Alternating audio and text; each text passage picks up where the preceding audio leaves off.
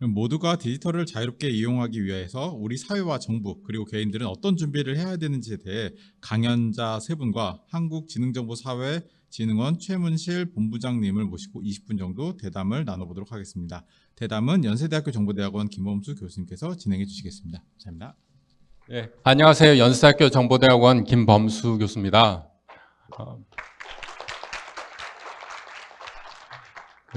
오늘 세 분의 발표를 들었고요. 또 오늘 토론을 진행하게 돼서 굉장히 감개무량합니다. 이 접근성이라는 이슈는 굉장히 공동 같이 살아가자는, 그다음에 더불어 살아가자는 사회에서 굉장히 중요한 이슈인데요. 금방 곽재식 교수님, 작가님께서 말씀하신 것처럼 이렇게 IT를 개발하고 IT를 운영하는 쪽에서 보다 보면 너무 바쁘게 속도 경쟁을 하다 보니 잊어버리고, 그다음에 접근하기 어려운 분들을 잊어버리고, 나이 드신 분을 잊어버리고, 어린이를 잊어버리고, 유아를 잊어버리고, 외국인을 잊어버리고, 아직 발달이 잘 안 되시는 분들을 잊어버리고, 적극적으로 사회생활에 참여할 수 있는 분 위주로 되는 경우가 많습니다. 그래서 이러한 디지털 접근성에 대한 검토, 그것도 어떻게 하면 우리 사회에서 다 같이 더불어서 잘 살 수 있을지 검토하는 것들이 굉장히 중요한데, 이런 기회가 그렇게 많지 않은 것들이 않았는데요. 오늘 곽재식 교수님이 그런 것들을 정말 쉽고 이해하기 쉽고 흥미롭게 소개해 주셔가지고 굉장히 감사하게 생각합니다. 또 기업에서 김해일 다오님, 다 오라 그래서 다 오신 것 같습니다. 모든 사람이 다 와서 하라 해서 디지털 액세스 오피서라고 하시는 것 같습니다. 그래서 회사에서 어떤 형태로 우리가 사용하고 있는 서비스를 즐겁게 편하게 접근할 수 있는지에 대해 설명해 주신 것도 굉장히 감명 깊었고요. 최민정 교수님께서 고령자 사회, 또 국제적인 이슈들, 그다음에 현재 학교에서 어떤 식으로 정책 개발을 하는데 도움이 될 수 있는지 연구하시는 것들 소개해 주셔서 정말 저한테 큰 도움이 될 것 같습니다. 저는 바른 ICT 연구소라고 연세대학교에서 만든 연구소가 있는데요. 어린이, 노약자, 그다음에 사회적 약자, 이런 분들을 위해서 관련된 도움이, IT 분야에 도움이 필요한 것들을 연구하고 있습니다. 그래서 그분들을 위해서 하는 여러 가지 연구가 있었는데요. 제가 생각해 보면 IT를 하다 보면 우연스럽게도 사회 약자를 위해서 좋은 서비스를 개발하는 것 같습니다. 카카오 택시. 청각장애인들은 택시 부르기가 굉장히 어려우십니다. 그리고 어디 가자고 이야기하기 굉장히 어려우십니다. 근데 일반 IT 하신 분들이 일반 정상인들을 위해서 만들어 놓은 카카오 택시라는 서비스가 청각장애인들이 원하는 곳으로 쉽게 갈 수 있도록 도와주십니다. 또 식당에 가보면 태블릿 PC가 식탁 위에 있습니다. 청각장애인들은 뭐를 주문하고 싶을 때 눈으로는 보이지만 말하기가 전달하기가 힘든데요. 책상 위에 있는 태블릿 PC를 켜기만 한다면 좀 아직은 UX가 쉽지 않아서 사용하기가 쉽지는 않지만 그게 더 쉬워진다면, 말로 했을 때 인식할 수 있다 그러면 시각장애들이 도와줄 수 있고, 그다음에 청각장애인들은 그걸 볼 수 있기 때문에 조금만 익히면 원하는 메뉴를 주문할 수가 있습니다. 또 결제할 수도 있고요. 또 사회적 약자, 발달 장애가 있는 사람들도 접근할 수 있는 것들이 AI 그러면 아주 뛰어난 사람들만 사용하는 게 아니라 사회적 약자들한테도 도움이 될 수 있는 AI 서비스가 굉장히 다양하게 있습니다. 그런 것들을 잘 말씀해 주셨고요. 또 한국지능정보사회진흥원의 최문실 본부장님께서 오셨는데요. 우리나라 정부 정책으로서 디지털 접근성을 위해서 오랫동안 연구해 오신 기관이고요. 또 우리나라 정책을 이끌어가고 계셔서 최문실 본부장님의 말씀을 들어보고, 그다음에 여러분 질문, 또 곽재식 교수님, 김혜일 책임자님, 최문정 교수님이 추가적인 말씀을 해주시면 좋겠습니다. 최문실 본부장님. 네, 안녕하세요. 방금 소개받은 한국지능정보원의 최문실 본부장입니다. 제가 맡고 있는 부서 이름이 디지털 포용본부입니다. 저는 개인적으로 이 말씀을 좀 많이 드리는데, 저는 저희 회사에서 전자정부를 기획하고 설계하고 공공데이터 개방하고 행정기관의 그 시스템들을 클라우드로 전환하고 뭐 이런 일을 하던 사람이었어요. 한 20년 이상 그 일을 했었는데 작년에 이제 저희 원장님께서 디지털 포용을 한번 해라. 그래서 포용이 왜 나랑 무슨 상관이지? 이러면서 사실은 막 개인적으로 의문도 좀 가졌었는데 제가 이 일을 올해 이제 한 3년여 하면서 느낀 거는 굉장히 그 필요한 일이었습니다. 그러니까 기존에 제가 그 다른 분들의 상황을 몰랐을 때 그냥 기획하고 뭐 전자정보 같은 거를 예를 들면 뭐 주민등록 발급 시스템을 설계를 한다거나 이럴 때 그런 것들을 전혀 고려할 생각을 사실은 못 했었거든요. 근데 이 일을 하면서 이제 여러분들을 만나고 우리 또 최 교수님 뭐 김혜일 이사님 뵈면서 아 이런 게 굉장히 좀 필수적인 고려사항이었는데 우리나라는 조금 늦었었구나 이런 걸 좀 알게 됐고 지금은 아주 좀 재밌게 일하고 있습니다. 그래서 사실 오늘 콜로키움에서 곽 교수님, 김혜일 이사님, 최문정 교수님 귀한 발표 잘 들었고요. 저는 여기에 덧붙여서 그간의 정부나 저희 NIA가 하고 있는 어떤 디지털 접근성 제고를 위한 정책이나 이런 것들을 잠깐 말씀드리겠습니다. 아까 최 교수님이 보여주신 걸 보고 아 나는 디지털 이민자구나 하고 알았어요. 근데 그 6개 중에 다 해당되더라고요. 저는 다 해당되는데 마지막 6 번째가 메일 보내고 전화를 안 하더라고요. 제가. 근데 왜 그러나 생각을 해봤더니 저희 회사 메일에는 수신자가 받았는지를 확인하는 기능이 있는 거예요. 그러니까 그거 없었으면 저 아마 전화했을 거예요. 근데 그것도 이미 기술로 그거를 안 해도 되게 지금 만들어져 있었더라고요. 근데 그런 걸 사실 전혀 생각을 못 하고 있다가 오늘 사실 그 보여주신 거 보고 굉장히 많이 찔렸습니다. 사실. 그래서 사실 이 디지털이 모든 일상에 지금 파고들어 있기 때문에 이 과정에서 이제 접근성은 이제 장애인이나 고령층만이 아니라 뭐 저만 해도 사실 요즘 키오스크 너무 어렵습니다. 근데 그런 부분들을 누구나 그 배제 없이 수혜 없이 이 디지털 혜택을 같이 누리고 같이 잘 살자 하는 게 사실 최근에 그 디지털 포용의 정책 추세고요.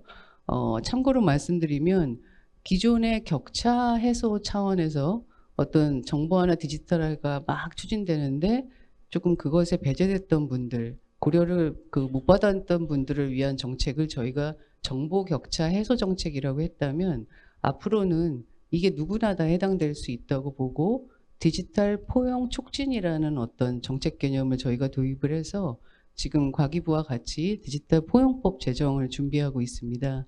그래서 어제 이제 이번 국회에서 공청회도 하고 지금 여러 위원들이 굉장히 관심 가지고 하고 있기 때문에 여기 와주신 분들도 나중에 한번 디지털 포용법이라는 게 만들어지는구나 그 내용이 뭔지 또 한번 보시면 좋을 것 같습니다. 저희는 사실은 아까 최 교수님도 말씀 주셨듯이 25년이 되면 벌써 5명 중에 1명은 65세 이상이 되는 그 초고령 사회로 들어갑니다. 이게 사실은 일본이나 미국, 영국에 비해서 저희가 상당히 빠른 편입니다. 미국이나 영국은 15년, 50년인데 저희는 7년 안에 지금 초고령 사회로 들어가게 됐고요. 2023년 기준으로 등록된 장애인 수도 264만이 넘는 지금 전체 인구 대비 5%가 넘는 인구를 보이고 있고 특히 장애인 중에서 사실은 65세 이상 비율이 50%가 넘어갑니다. 그러니까 사실은 장애가 있고 없고가 아니라 저희가 사실 뭐 인정하긴 싫지만 나이가 들면 결국은 다 누구나 장애를 갖게 되는 상황이 되는 겁니다. 그리고 제가 최근에 어느 이제 회의에 가서 상황적 장애라는 말을 처음 알게 됐어요.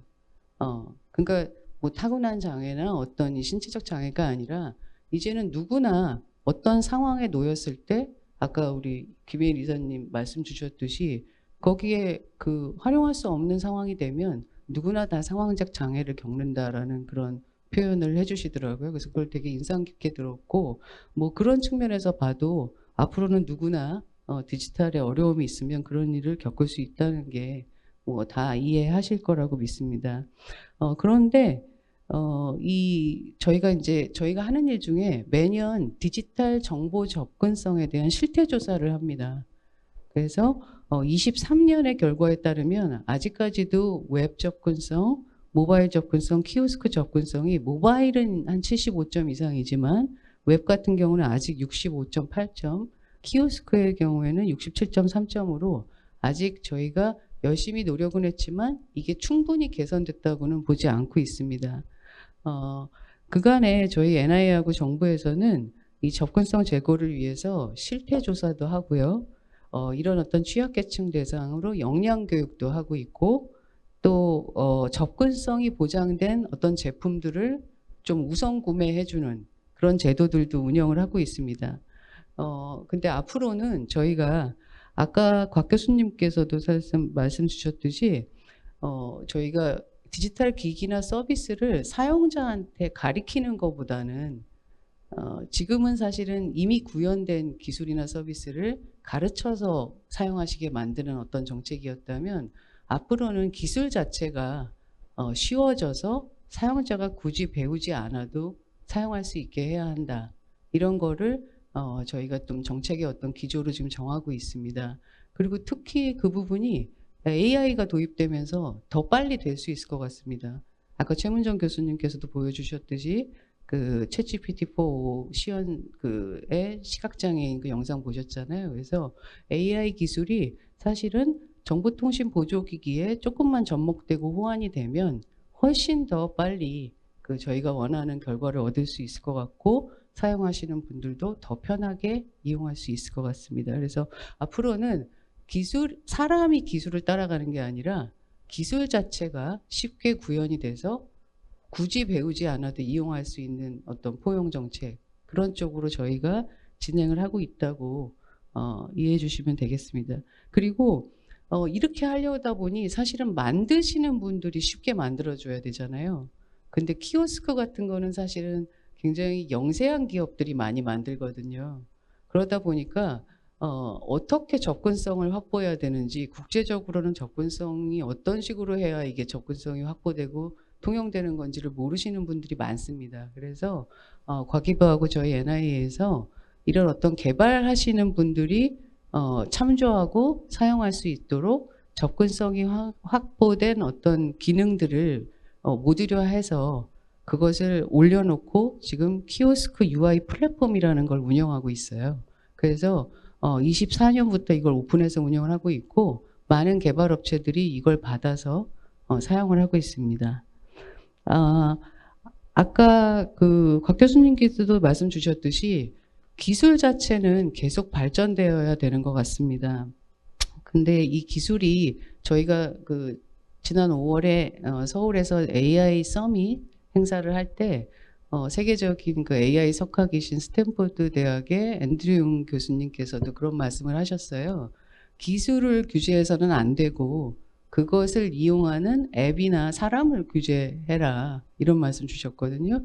결국은 그거는 기술은 계속 발전이 되어야 혁신이 계속 이루어지고 사회적으로 그걸 수용성도 계속 확보되고 이런 것들인데 그 부분에서 사실은 조금이라도 소외되는 부분 그 분들이 없도록 결국은 그 기술을 같이 항유하고 같이 잘 사는 이것이 저희가 앞으로 가고자 하는 디지털 포용사회 촉진이고 그 저희 앞에 그 앞서 그 축사 때 저희 송상훈 실장님께서도 말씀 주셨듯이 저희 나라는 작년에 그 디지털 권리장전이라는 걸 만들어서 선포를 했습니다. 그것도 아마 잘 모르실 텐데 오늘 이제 이 행사 마치면 한번 저희 디지털 공론장이라는 데 들어가셔서 한번 보시면 좋겠습니다. 디지털이라는 거를 앞으로는 국민의 보편적 권리라고 정의를 하는 권리장전을 만들어서 지금 그거를 선포를 했고요. 그걸 통해서 어떻게 보면 국제적으로 좀 이런 어떤 디지털 규범은 조금 우리나라가 좀 한번 선도하고 싶다. 특히 개도국들, 뭐 예를 들면 EU나 미국이나 이런 빅테크 큰 나라들은 이미 알아서 잘하지만 저희가 예전에 전자정부의 경험으로 개도국들한테 우수 사례로 비춰졌듯이 이런 어떤 디지털 규범과 윤리에 대해서도 약간 선도국가가 되고 싶다는 게 저희 지금 목표입니다. 그래서 그런 일들 포함해서 디지털 포용 정책도 하고 앞서 말씀드린 여러 가지 사업들도 하고 있으니까요. 여러분들께서도 많이 관심 가져주시고 또 저희가 앞서 제가 소개해드린 것처럼 곧 디지털 포용법이 생길 거기 때문에 그런 내용도 더 좀 관심 가지고 의견 주시면 좋겠습니다. 네, 감사합니다. 한국지능사회정보원에서 그동안 해왔던 일, 그리고 앞으로 어떻게 해야 될지, 그 다음에 여러 가지 재밌는 말씀, 여러분이 관심을 가질 수 있도록 소개를 잘 해주셨는데요. 저희가 시간 관계상 오늘 발표해 주신 세 분, 박재식 교수님, 김혜일 책임자님, 그 다음에 최문정 원장님 순서대로 추가적인 말씀을 듣고, 그 다음에 원래 10분 질의응답을 이웅섭 사회자님께서 진행하기로 했는데 그걸 같이 묶어서 제가 진행을 하고 하면 원래 목표했던 6시에 맞춰질 6시까지 맞추면 좋을 것 같은데 좀 더 시간이 걸릴 것 같습니다. 한 10분 정도 더 양해해 주시면 감사하겠습니다. 그러면 발표한 순서대로 김혜일 카카오 접근성 책임자님께서 추가적인 논의나 말씀해 주시면 감사하겠습니다. 네. 접근성을 향상하기 위해서 정부에서도 그렇고 민간에서도 그렇고 커뮤니티까지도 오래전부터 다양한 노력들을 기울여 왔어요. 근데 그런 다양한 노력들이 있었으니까 이제 좀 더 제도도 만들어졌고 기업들의 인식도 많이 달라지고 그 안에서 사람들의 인식도 많이 달라져 왔는데 그런 인식의 변화를 의도적으로 노력해서 만들 수 있을까에 대한 고민은 항상 가지고 있습니다. 요즘에 예전과 좀 달라진 점이라면 어릴 때 학교에서부터 장애인 인식 개선 교육 같은 거나 장애 체험 교육이나 여러 가지 방면으로 우리가 지금 소외계층이라고 말하고 있는 포용의 대상이 되는 다양한 사람들에 대해서 알게 되고 경험하게 되는 그 과정들을 거치고 있어요. 그러다 보니까 지금의 이제 젊은 세대들은 거기에 대한 인식의 수준이 저 정도 나이의 세대하고는 전혀 다른 경험들을 가지게 된 거죠. 사람들이 누군가를 의도적으로 배제하거나 의도적으로 소외하는 경우는 사실 거의 없다고 생각을 해요. 다만 내가 그걸 인식하지 못했고 내가 그거를 챙기지 못했다. 그게 가장 큰 문제인 것 같아서 이 사회 안에서 그런 다양한 사람들이 존재하고 있고 다양한 사용성이 존재하고 있고 다양한 방법들이 존재한다는 거를 모두가 인식할 수 있도록 좀 더 다시 한번 깨우쳐 나가는 과정들, 그게 좀 더 많아져야 되지 않을까라는 생각을 해요. 그리고 제도적인 측면에 있어서는 다양한 준수를 해야 된다라는 측면에서의 다양한 선언들이 있었고 거기에 관련된 다양한 수단들, 지침들 그리고 여러 시행규칙들이 만들어져 있는데 그런 다양한 시행규칙들 속에서도 다만 아쉬운 점이라면 잘 지키고 있는가 하는 부분을 어떻게 관리할 것인가에 대한 방법론적인 측면은 조금 아쉬운 부분들이 좀 있어요. 앞에서 말씀해 주신 대로 실태조사를 통해서 되게 다양한 정보들을 파악을 하고 현황 파악을 해놓고 있는데 거기에서 조금 더 나아가서 이들을 조금 더 제대로 관리할 수 있는 게 뭐가 있을까에 대한 부분이죠. 왜냐면 제도가 아무리 잘 만들어져 있다고 하더라도 사람들은 자기의 주관을 가지고 선택하려는 경향이 있어요. 우리가 법에서 절도하면 안 되고 폭력하면 안 되고 음주운전하면 안 되고 정의가 되어 있지만 실제로 우리 주변에서 그런 일들은 비일비재 행해지고 있죠. 왜냐하면 그 법을 지키는 것은 사람이고 그 사람의 행동을 결정하는 건 그들의 주관이니까요. 그런 주관들이 개인적인 편차나 혹은 상황에 따라서 다르게 작용되지 않도록 제도적인 측면을 마련해 주는 것들, 그 고민을 좀 더 해보면 좋지 않을까. 즉시 경찰에 잡아가고 이런 거를 원하는 건 아니에요. 근데 우리가 뭔가 놓치고 있는 게 있다면 제도권에서 잡아줄 수 있고 우리가 생각하지 못한 부분이 있다면 제도권에서 노티해 줄 수 있는 형태의 방법들, 우리가 흔하게 알고 있는 것 중에 개인정보 처리 방침 같은 거 있잖아요. 개인정보 관리자들이 해오고 있는 일들을 정부에 보고하고 관해서 관리하는 형태의 작업들, 그런 비슷한 형태의 작업도 있지 않을까라는 기대를 해보입니다. 그걸 통해서 이제 개인의 가치관이나 주관이 많은 걸 좌우하겠지만 그 안에서도 그 편차를 좀 더 줄여나가려는 노력이 만들어지면 더 좋을 것 같고, 그리고 제품과 서비스를 제공하는 기업이나 공공 입장에서는 우리가 만들고 있는 제품과 서비스들이 주는 혜택들이 있단 말이에요. 근데 그런 여러 혜택들이 접근성을 보장하지 않아서 누군가 소외되게 된다면 그 혜택을 놓치게 되는 거죠. 내가 경험하지 못했고 어쩌면 내가 누릴 수 있었던 금전적인 혜택이든 편리함이든 그것에 대한 내가 누리지 못한 놓친 가치들에 대한 거를 잘 챙겨줄 수 있는 형태가 만들어져야 될 것 같아요. 요즘에 디지털화되면서 무료 서비스들이 되게 많이 만들어졌는데 그 무료 서비스들을 접근성이 대상이 되는 그런 다양한 사람들은 누리지 못하고 비용을 지불하고 있고 더 어려운 방법으로 사용하는 문제들이 계속 발생하는 거죠. 그래서 제품과 서비스를 만들 때 우리 서비스를 이용하는 사람들은 20대에서 30대 사이 도시 근로자, 남성, 여성 이렇게만 정의할 것이 아니라 보다 더 다양한 사람들이 있고 보다 더 다양한 방법들을 접근할 수 있다는 것을 염두에 두고 그것들을 만들어갈 수 있는 사회가 되면 접근성이 더 좋은, 그리고 그것들이 주는 혜택을 다 같이 누릴 수 있는, 모두가 누린 세상이 되지 않을까, 이런 기대를 가지고 있습니다. 감사합니다. 지금 김행일 책임자님께서도 잘 말씀해 주셨는데요. 어떤 제도나 서비스를 만드는 것도 중요하고 그다음에 만들 때 시작부터 설계하는, 기획하는 단계에서부터 접근성을 고려해서 만들어주면 비용이 굉장히 낮아질 수 있습니다. 또 니아에서 소개하신 접근성을 확보하기 위한 기본적인 디자인, 설계 방식, 운영 방식 이런 것들이 보편화되면 그 제작하는 데 들어가는 비용이 획기적으로 낮아질 수가 있습니다. 또 그런 것들을 비용이 낮아지는 것뿐만 아니라 사용자들이 이용할 때 이런 게 이용할 수 있다. 또 장애인들이 보면 그런 서비스가 있는지 접근하기가 굉장히 있음에도 불구하고 몰라서 못 쓰는 경우가 많습니다. SKT의 설리번 서비스 같은 것도 있는데요. 모릅니다. 몰라서 못 씁니다. 오픈 AI나 마이크로소프트나 구글에서만 그런 서비스를 하는 게 아니라 국내에서도 하고 있었는데 몰라서 못 쓰는 경우가 있습니다. 그래서 이용자 교육, 사용자 교육, 그다음에 개발자 교육, 운영자 교육 이런 것들이 전국적으로 더 잘 돼서 보다 있는 기술, 또 앞으로 개발될 기술들이 좀 더 접근성이 높아지도록 해주시면 참 좋을 것 같습니다. 그다음 최문정 원장님께서 말씀해 주시겠습니다. 저는 짧게 말씀드리겠습니다.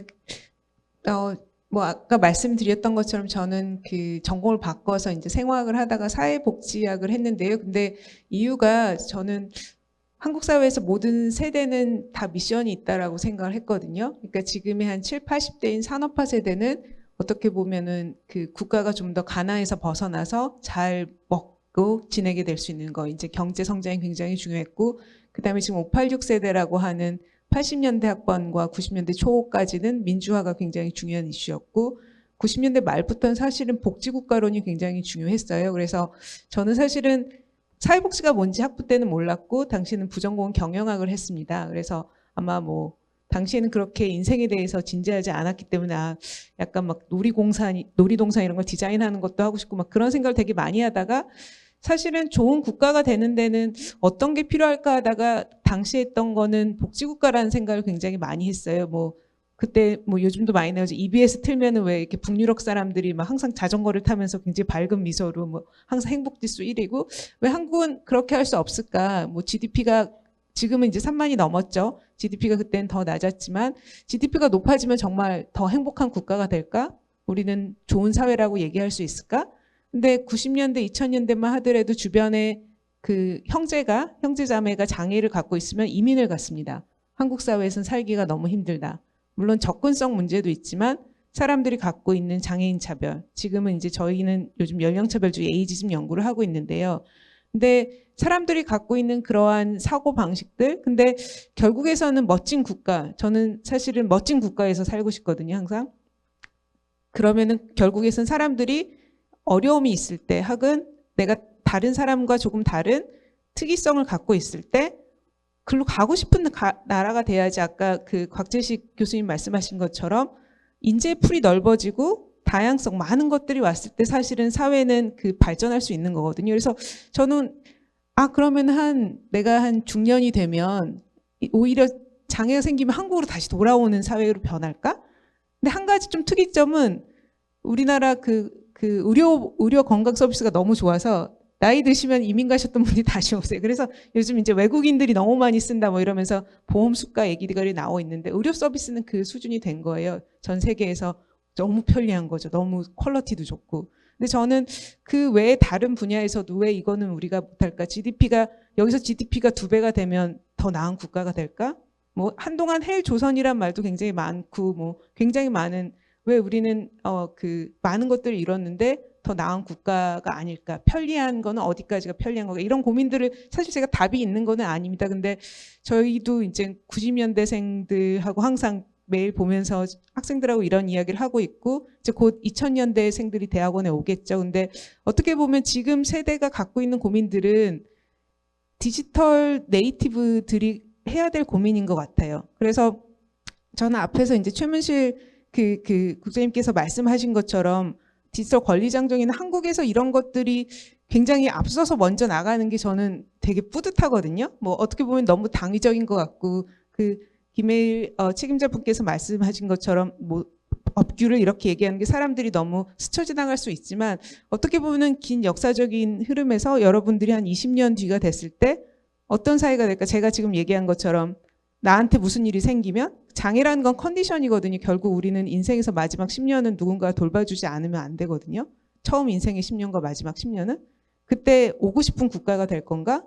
우리 가족 중에 누군가가 친구의 누군가가 그 장애를 겪게 되면 여기는 정말 최고 더 이상 여기서 못하면 다른 국가에서 할 수 없는 국가가 될 건가? 그러니까 그런 거를 만드는 건 사실은 여기 있는 학생들이나 아니면 혹시 이거를 들을 그 학생들이나 그 중요한 결정을 하시는 분이 만들어가는 거거든요. 그래서 잠깐 그 소개를 하면 카카오에서 사이드 임팩트라는 거를 시작을 했어요. 그건 뭐냐면 그렇다고 해서 뭐 모든 분들이 막 내가 뭐 그 사회복지 영역에 뛰어들고 뭐 이거는 아니더라도 내 하루에 뭐 9시간 출근해서 6시에 퇴근을 하면 사이드로 임팩트 활동을 하는 거죠. 뭐 하루에 2시간, 하루에 3시간. 그래서 사실은 카카오에서 지금 그거를 이제 그러니까 그 지원을 받아서 그 지원해주는 일을 하고 있는데 어떻게 보면은 저는 그 360 리더십이라는 걸 좋아하는데 내 주변에 360도에 있는 반경에서 영향을 미치면서 선한 영향력. 근데 그 선한 영향력이 꼭 남을 위한 것이 아니라 저는 뭐 노블리스 어블리제 측면에서는 사실은 혜택을 많은 사람들은 더 많은 기여를 해야 된다고 생각은 하지만 조금 그거에 대해서 좀 진지한 고민과 그런 노력을 했으면 좋겠다라는 생각이 듭니다. 감사합니다. 네, 최문정 원장님 말씀 감사합니다. 그다음 오늘 마지막 발표자였던 곽재식 작가님, 교수님 말씀 듣도록 하겠습니다. 좀 우선적으로 이런 거부터 먼저 하면 빨리 잘 되지 않을까 싶은 걸로 저는 이거 좀 없어 보이는 이야기일 수도 있는데 그걸 하면서 돈을 벌 수 있는 그걸 하면 돈이 되는 그런 것부터 먼저 해보면 자연히 더 빨리 그 분야는 잘 되지 않을까 그러면서 더 퍼져나가지 않을까라는 생각을 좀 해봅니다. 아까 소개해 주시면서 그 주문할 때 사용하는 뭐죠?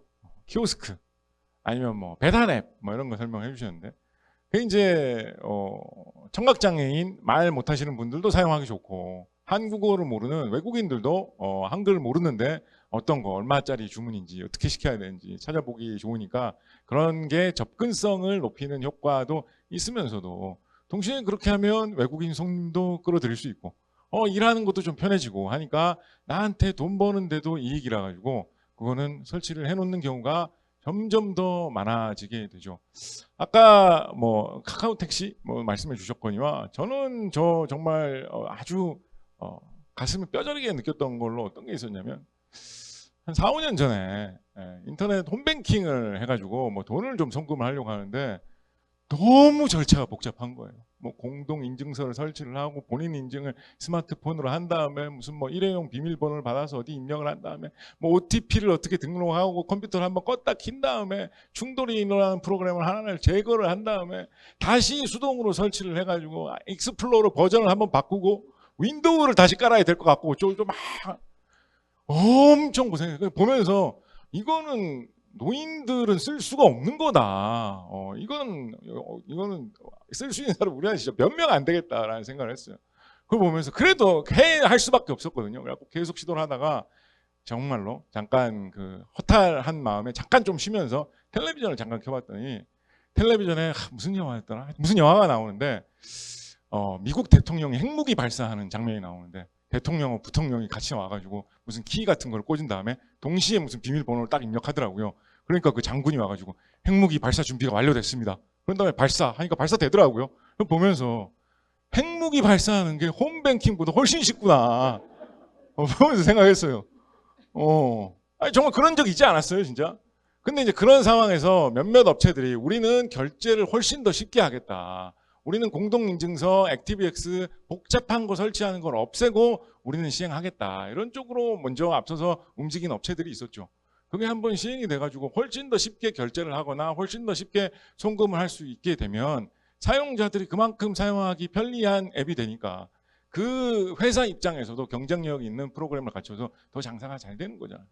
노인들이나 이런 컴퓨터 기술에 익숙지 못한 사람들도 설치할 수 있어서 더 편하게 된 것이기도 하면서, 그래서 이런 분야 약간 경제성이 있는 부분, 사업이 되어서 나한테 이익이 되는 부분부터 먼저 좀 발굴해가지고 해나가면 더 자연스럽게 더 먼저 퍼져나가면서 아 이런 게 좋은 거구나라는 인식도 더 확대될 수 있을 뿐더러, 그런 게 없는 상황에서 억지로 접근성을 높이는 거를 좀 가미를 해놓으면 저는 유지 보수에 실패하는 경우도 좀 많이 본 것 같거든요. 예를 들어서 뭐 화면에 뭐가 나온 거를 음성으로 자동으로 읽어주는 기능을 추가해 놨다. 처음에 이제 열심히 고민해가지고 잘 추가해 놨겠죠. 시각장애인들을 위해서. 근데 한 3, 4년 지나면 그 사이에 웹사이트 프로그램 업데이트 해놓은 거하고 음성으로 읽어주는 기능하고 안 맞아가지고 저는 그런 경우 본 적이 있어요. 무슨 이런 문서 같은 걸 읽어야 되는데, 전자책 같은 걸 읽어야 되는데 그 자동으로 읽는 기능, 소리로 듣는 기능을 했더니 그 본문 내용을 하나도 인식을 못하고 1페이지, 2페이지, 3페이지 이거만 계속 하는 뭐 그렇게 고장 나버리는 이런 것도 많이 본 적이 있거든요. 근데 이게 만약에 나한테 돈을 벌어다 주는 키오스크 같은 프로그램이고 결제 앱 같은 프로그램이면 당연히 이게 내 돈 버는 수단이니까 그런 식으로 방치해 놓지 않겠죠. 계속해서 업데이트 하겠죠. 그래서 그런 좀 경제적인 산업적인 연결고리를 좀 찾아보기 위해서 노력하는 것도 중요하지 않을까 생각해 보았습니다. 곽철식 교수님을 접근성 관련된 회의나 모임에 모셔가지고 항상 이렇게 해야 여러분이 더 설득이 되고 또 더 적극적으로 이 관련된 이슈에 관심을 가지실 것 같아서 꼭 필요하신 분인 것 같습니다. 이렇게 접근성 활동에 대해서 이해하는 것도, 그리고 이거를 전파하는데 여러 가지 중요한 점들이 있는데요. 그거를 더 많은 사람들이 적극적으로 참여할 수 있도록 진입장벽을 낮추고 우선순위를 세워서 하는 것이 굉장히 좋다는 말씀을 해주셨습니다. 그리고 지금 여기 계신 분들은 우리나라에서 그래도 접근성에 더 관심 있는 분들이 와 계십니다. 여기 청중으로 계신 여러분들이 접근성에 우리나라에서 대표적인 분들이라고 할 수가 있는데요. 질문 있으시면 질문 한 2개 정도 받고 마무리하도록 하겠습니다. 질문 있으면 손 들어주시겠어요? 감사합니다. 저 연세대학교 정보대학원 석사 곽상현이라고 합니다. 저 발표를 들으면서 디지털 접근성이라는 게 공감이라고 생각이 들었습니다. 그래서 세 분이 이런 문제를 공감하기 위해서 혹시 노하우나 이런 접근 방법에 대해서 설명해 줄 수 있으실까요? 네, 또 그 질문 하나 더 받고 한꺼번에 답하도록 하겠습니다. 네, 안녕하세요. 저는 삼성전자 디자인 경영센터의 액세시빌리티 관련 업무를 하고 있는 박형근입니다. 지난번에 김혜일님 저희 회사에 찾아오셔서 또 세미나 해주셔서 너무 반갑고요. 그 액세시빌리티 관련해서 이제 여러 가지로 뭐 연구도 하고 그다음에 행사도 하고 여러 가지도 하고 있는데요. 그 저희 입장에서 뭐 국가나 아니면 뭐 정부나 아니면 기업이나 뭐 각자의 역할이 틀리겠지만 현재 제가 하는 업무는 전략 담당을 하고 있기 때문에 각 그 사이드별로 구성되는 그런 전략이나 그런 정보를 확인하고 있는데, 지금 여기서 접근성에 관련해서 실제로 뭐 이런 콜로키움 관련해서 향후에는 뭐 어떤 식으로 전략이 가거나 아니면 방향성이 무엇인지 이게 자꾸 궁금해지더라고요.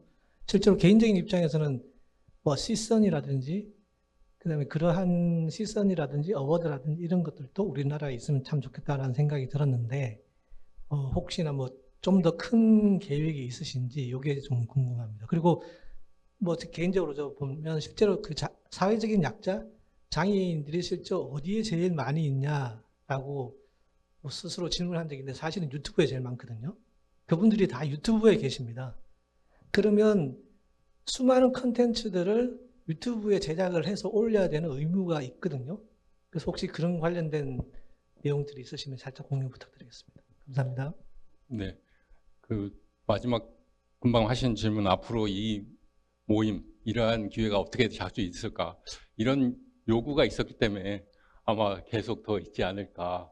그리고 그 인터넷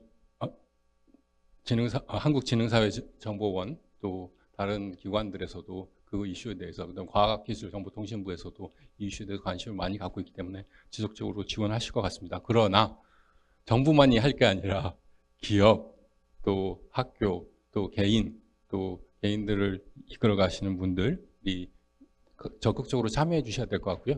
그런 측면에서 여러분들이 다 같이 좀 더 관심을 갖고 주변에 한 사람씩 더 넛질을 해서 야, 이거 중요한 거야. 우리 같이 살아야 돼. 같이 공감해야 돼. 라는 노력이 필요할 것 같습니다. 그동안에 많은 투자나 관심이 있었지만 그거보다 더 많은 투자가 필요한 것 같고요. 장애인이 점점 늘어나는 상황에서는 이러한 공감이 굉장히 필요한 것 같습니다. 정부에서 어떤 제도, 정책 만들었을 때 너무 강압적으로 해야 될 것도 있습니다. 처벌해야 될 것도 있습니다. 그렇지만 또 적극적으로 스스로 참여할 수 있도록 만들어주는 환경도 굉장히 중요한 것 같습니다. 요즘에 식당에서 키오스크 보면 키오스크에 노인들이 사용하기 어려워서 처음이라서 못 하시는 분들, 옆에 계시는 종업원들이 현금을 받는다든지 따로 해줄 수 있도록 하면 좋겠다라는 것들을 그 전에 니아에 제안을 했더니 모든 데서 그렇게 하는 건 아니지만 키오스크에서 노인들이나 접근하기 어려워하면 상당히 많은 식당에서 제가 도와드릴게요 라고 해서 기존에 있던 아날로그 방식으로 결제하는 거, 주문하는 걸 도와주는 걸 여러 번 봤습니다. 그러한 간접적이고 그러니까 작게 할 수 있는 것, 또 정부에서 정책적으로 적극적으로 해서 하는 것들이 같이 병행될 때 최문정 원장님이 말씀하신 것처럼 해외 사람들도, 이민 갔던 사람들도 한국에 돌아와서 더 잘 살게 되고, 그러면 인구 부족한 문제도 많이 해결하는데 약간은 도움이 되지 않을까 생각됩니다. 공감 관련돼서 혹시 추가적으로 말씀해 주신 분 있습니까? 공감의 영역이 사실 내가 직접 경험을 해본지 못하더라도 앞에서 간접적으로 체험하는 것만으로도 충분히 공감이 될 수 있을 것 같은데요. 그 네이버에서 제가 네이버를 얘기하니까 좀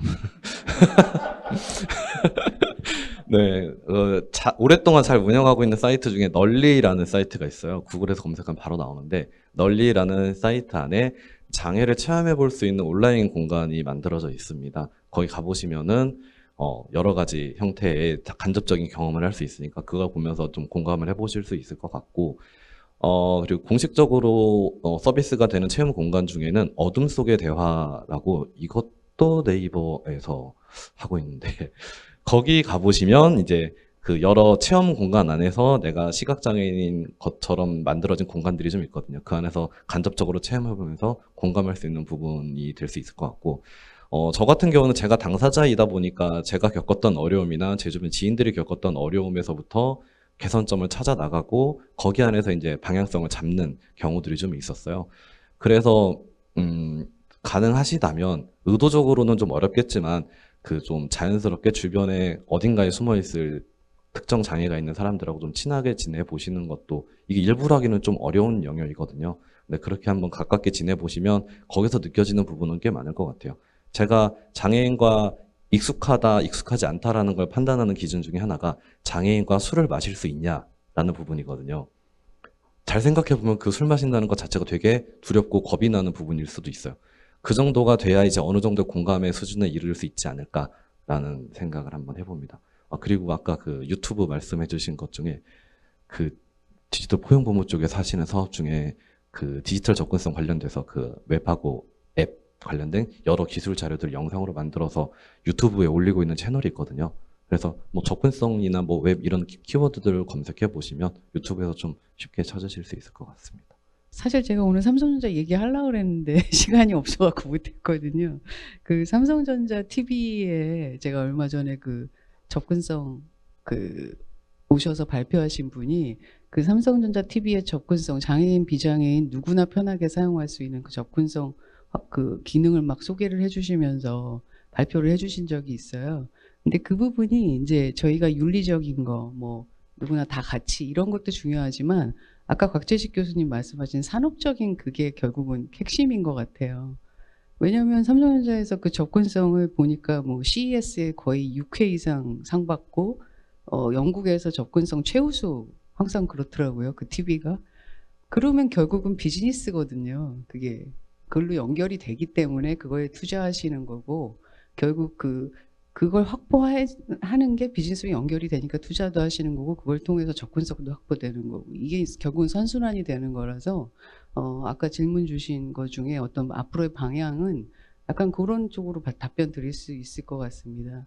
일단은 뭐 제도적으로 지켜야 되는 의무조항도 굉장히 중요하지만 결국은 산업 육성을 해줘야 그게 이제 선순환 구조를 만들어줘야 결국 서로 영향을 받는 거기 때문에 그런 부분에 포용산업 육성이 사실은 요번에 아까 제가 소개해드린 포용법의 또 한 축이거든요. 그래서 그런 부분도 같이 노력하고 있다는 거 말씀드릴 수 있을 것 같습니다. 네. 공감과 제도 확산을 위해서 여러분들이 같이 좀 참여해 주셨으면 하는 게 있는데요. 기업에 계신 분들은 특히 고객들이 불만을 제기할 때 이들이 왜 이 불만을 제기할까? 결국 그거를 괴로워하는 게 아니라 뭐가 안 되는가 보다. 내가 더 할 수 있는 기회가 있구나. 내가 더 적극적으로 뭘 해서 더 다른 기업들보다 차별화할 수 있는 게 있지 않을까? 라는 쪽으로 생각해보고 그거를 산업화시키고 더 상품화시키고 서비스화해서 더 다른 회사 아직 생각해보지 못한 그런 훌륭한 불평을 하는 고객이 없는 회사들보다 우리 회사가 제품이 더 좋게 될 수 있는 방법을 고민해 봐 주시면 좋을 것 같습니다. 옛날 아날로그 시대에도 걸리버 여행기에도 보면 같은 사람이 여행을 하는데 어느 나라에 갔더니 외국인만 있어서 자기가 이상한 사람이 되고 어느 나라 갔더니 자기가 너무 커서 이상하고 어느 나라 갔더니 자기가 너무 작아서 이상한 겁니다. 누구나 이렇게 상황이 바뀌면 장애인이 될 수 있습니다. 장애인은 저도 그 색약이거든요. 정록 생명이 있어가지고 문과로 왔는데 원래 이과 성향입니다. 근데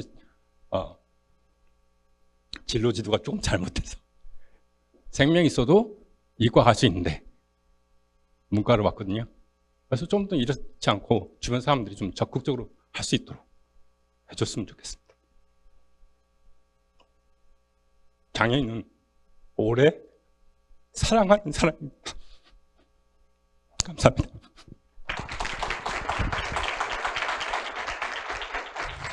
네, 그럼 이상으로 콜로퀴움을 모두 마치도록 하겠습니다. 열띤 강의를 해주신 세 분께 다시 한번 감사드리고 대담에 참여해주신 최문실 본부장님과 김범수 교수님께도 감사드립니다. 박수 부탁드리겠습니다.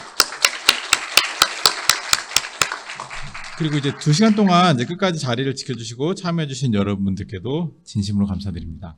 그러면은 안녕히 돌아가십시오. 마치겠습니다. 감사합니다.